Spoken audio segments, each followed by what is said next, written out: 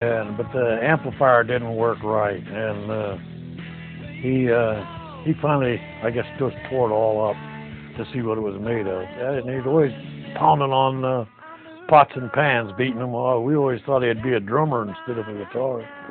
Because Kurt and I both were in school, especially at that age, were really small in stature.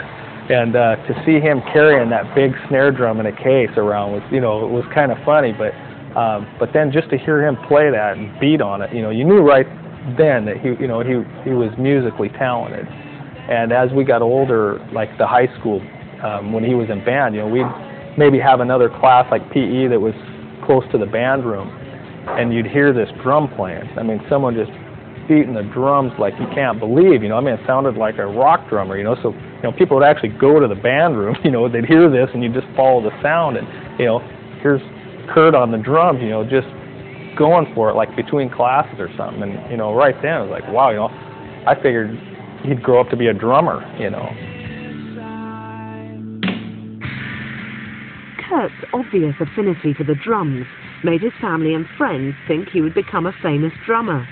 But instead, his musical interest moved towards the guitar. When I first saw Kurt play the guitar, we must have been like 15 at the time.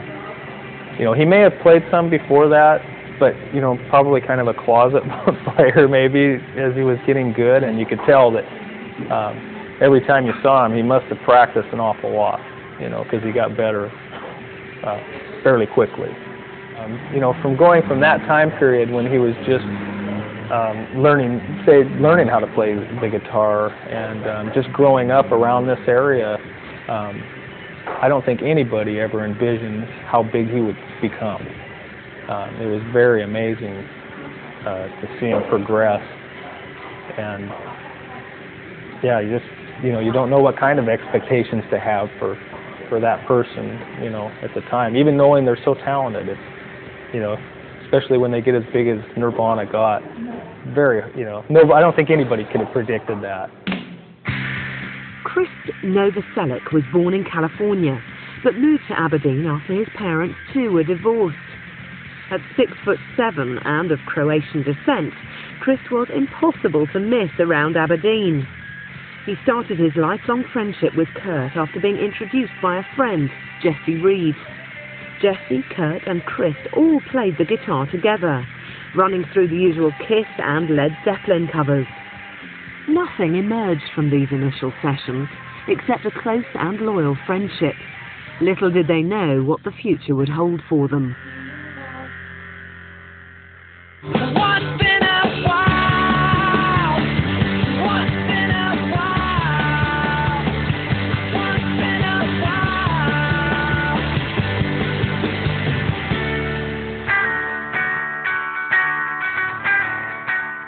On moving back from Montesano High School to his new school, Weatherwax in Aberdeen, Kurt hooked up with classmates Steve and Paul, who shared his love of heavy metal.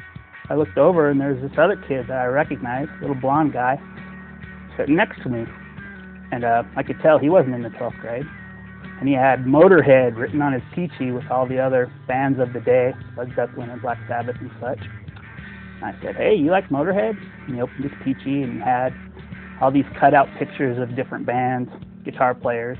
He had a picture of Lemmy Kilminster from Motorhead flipping off a Ronald McDonald statue. And I said, "Hey, that's awesome." And from then on, we hung out quite a bit. And he eventually began living at my house, and he lived with me for about 8 months. He'd go see his mom quite often. She always knew where he was. He just didn't want to live by their rules. There were virtually no opportunities for Kurt economically in Aberdeen. I mean, he considered joining the military because that was one of the only job prospects. He worked for a while washing dishes at a, resort-type restaurant that was even down on its luck, and he took a job at the YMCA teaching kids how to swim. But none of these were jobs that paid more than minimum wage. And I was able to get a copy of Kurt's resume in the context of doing my book, and it was hilarious because he listed his employment, and it was pitiful. The young Kurt and his friends steered well away from heavy-duty drugs, but like most of their peers, smoked pot and sniffed gas. There was a time when you know, like in 9th grade, we were, you know, pretty disrespectful at times, you know, just being normal teenagers. And one time, he had asked me if I wanted to go outside of the school and smoke some pot with him. And, you know, at the time I thought, yeah, why not, you know, so let's go. And I thought we'd go hide somewhere to do it. Well, I follow him right out to the very front of the school and behind like a big rhododendron bush. I mean, it was probably about the stupidest thing you could do. But of course we do it, and he gets away with it, you know. And of course he thinks it's great, and you know, it was it was ballsy to do it, and it was also just kind of like, you know, he was showing that, you know, he would do things like that, and how, you know, anti-authority he was. We were really, really, really, really heavy drinkers and heavy substance abusers at really young ages, and Kurt was too. He made this big apparatus to huff isobutane out of the bottom of Ed's shaving grid gel, and he declared himself addicted to Ed's shaving gel at one point. At the age of 16, and not being able to settle at either of his parents' or friends' homes, Kurt got his own house, a move he was immensely proud of. It was a horrible little house, but he was really proud of it. I remember that he was really hurt because he showed it to his mom, who didn't live that far away at the time, and she said that she didn't like the idea of her son living in a run-down shack. And it really hurt his feelings, because he was really proud. This was his house, you know.